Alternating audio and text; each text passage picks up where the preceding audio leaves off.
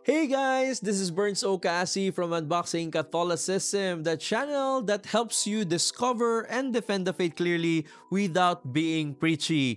Kamusta po kayong lahat, unboxers? Na-miss ko kayo dahil 5 months ago pa ang ating huling upload dito sa channel. Alam nyo, marami pong nangyari. So, paumanhin po sa mga nagtatanong kung bakit biglang natigil ang ating weekly broadcast. Dahil po nung nakaraang taon, naging abala po ako sa trabaho, sa Halo app, pati na rin po sa aking mga personal na struggle. So alam nyo naman po that I am leading Halo app in the Philippines.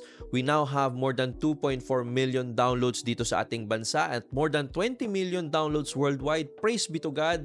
At meron pong mga pagkakataon in a year na 2 or 3 times po akong lumilipad sa US or sa Chicago. Kaya po nagkaroon ng delay sa ating podcast. Also on the personal side of things, I went through some sort of emotional and perhaps spiritual and psychological crisis. No, I started doubting myself.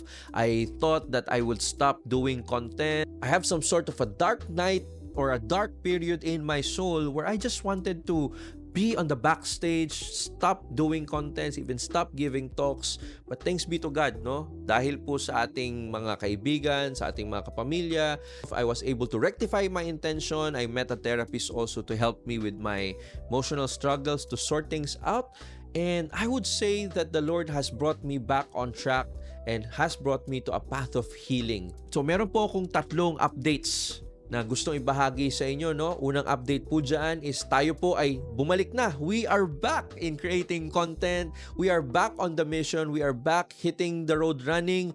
And in doing so, we will be highly focused on YouTube now. No? So, ang atin po magiging main platform ay ang ating YouTube channel. Kaya po kung hindi pa po kayo naka-like, share, and subscribe, hindi nyo pa napipindot yung bell button, this is the best time to do that so that you won't be missing out on any of our future content.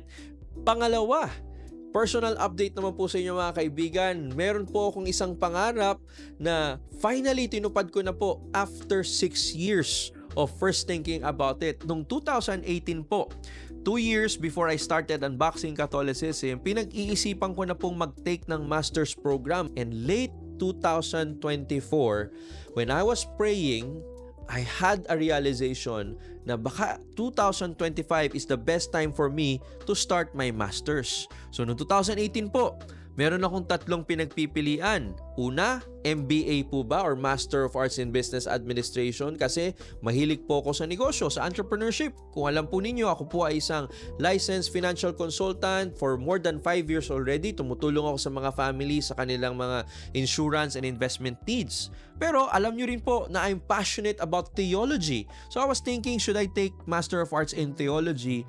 And I am also very interested in learning how to think, learning how to craft best arguments for God and His church. Kaya I was thinking, should I take Master of Arts in Philosophy? So yun po ang 3 pinagpipilian ko noong 2018.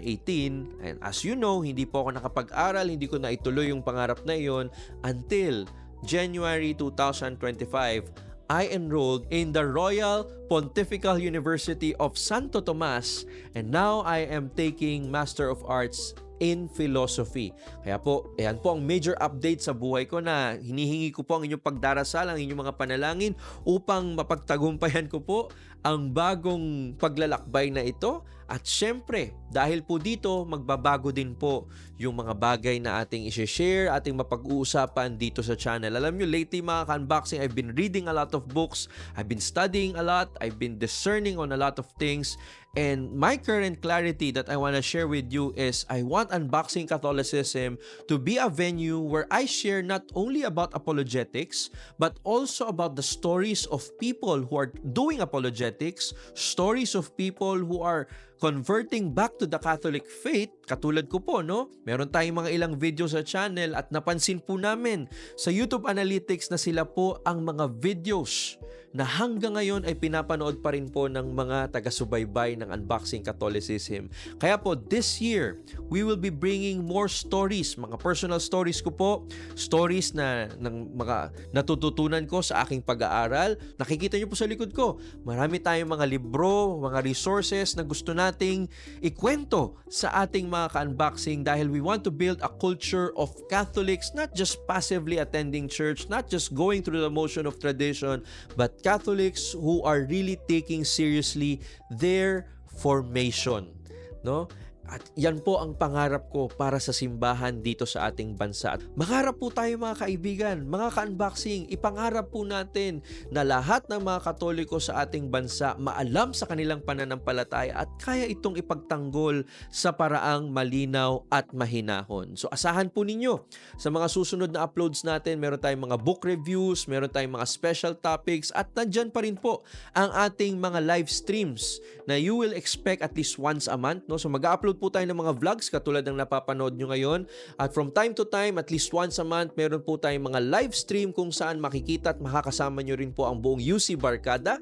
Nandiyan po ang ating mga core team members, ang ating mga volunteers para po tayo makapagkwentuhan. But you know, at the end of the day, my dear unboxers, I want to share this with you.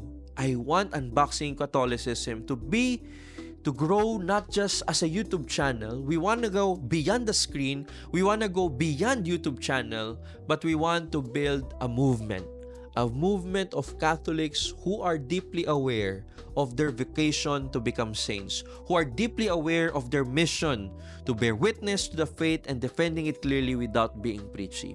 So, ito po ang pangarap ko para sa Unboxing Catholicism. Sana po masamahan niyo po kami sa paglalakbay.